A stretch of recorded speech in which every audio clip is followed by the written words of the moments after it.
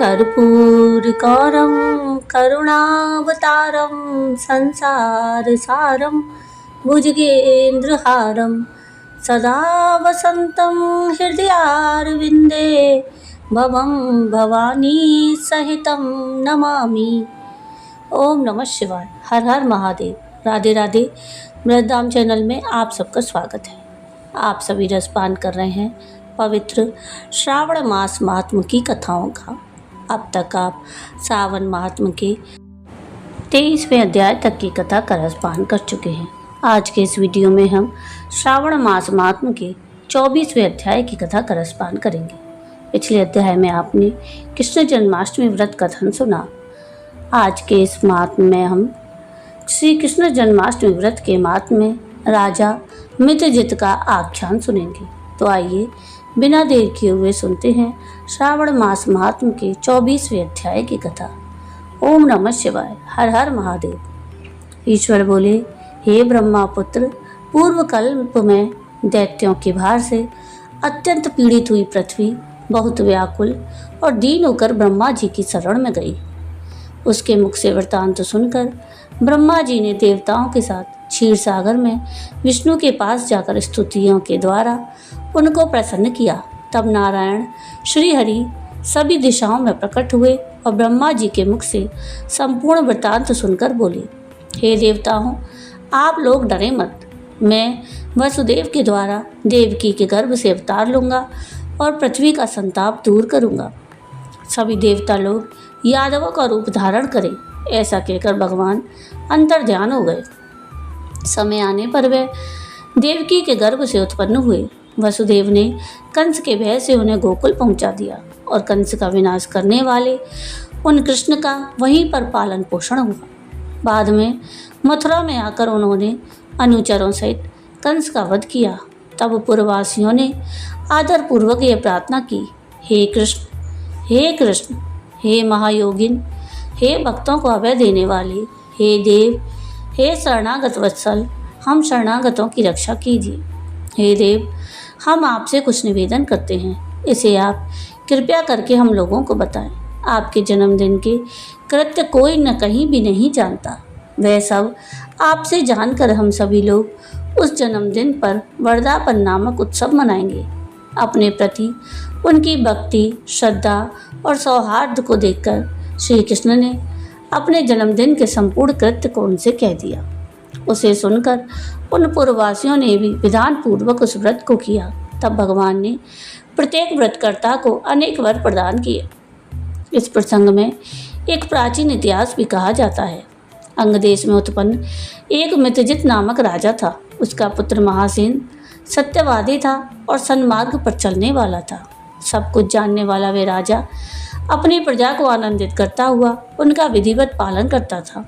इस प्रकार रहते हुए उस राजा का अकस्मात दैव योग से पाखंडियों के साथ बहुत काल पर्यंत साहचर्य हो गया और उनके संसर्ग से वह राजा अधर्म परायण हो गया। वह राजा वेद, शास्त्र और पुराणों की बड़ी निंदा करने लगा और वर्णाश्रम के धर्म के प्रति अत्यधिक द्वेष भाव से युक्त हो गया।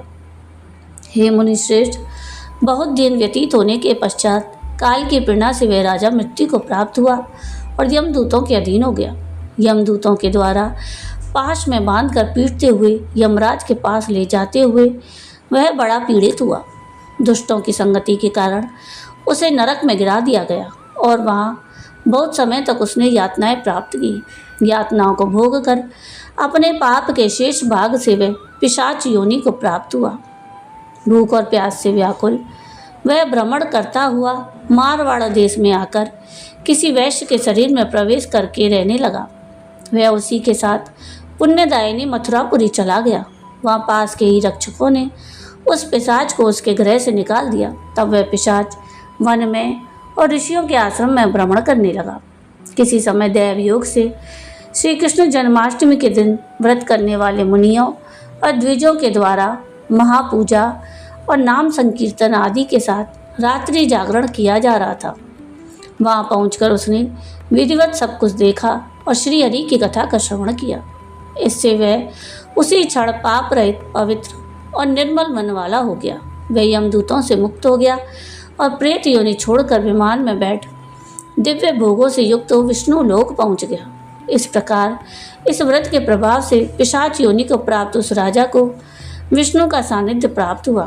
तत्वदर्शी मुनियों ने पुराणों में इस शाश्वत तथा सार्वलौकिक व्रत का पूर्ण रूप से वर्णन किया है।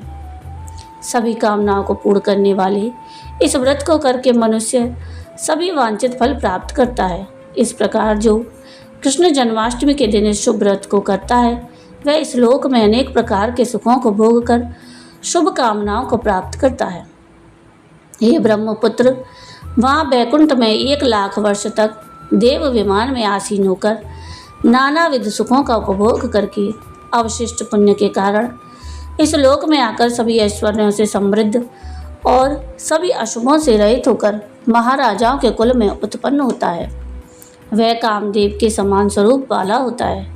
जिस स्थान पर कृष्ण जन्मोत्सव की उत्सव विधि लिखी हो अथवा सभी सौंदर्य से युक्त श्री कृष्ण जन्म सामग्री किसी दूसरे को अर्पित की गई हो अथवा उत्सव पूर्वक अनुष्ठित व्रतों से विश्वस्रष्टा श्री कृष्ण की पूजा की जाती हो, वहाँ शत्रुओं का भय कभी नहीं होता है। उस स्थान पर मेघ व्यक्ति की इच्छा करने मात्र से वृष्टि करता है और प्राकृतिक आपदाओं से कोई भय नहीं होता।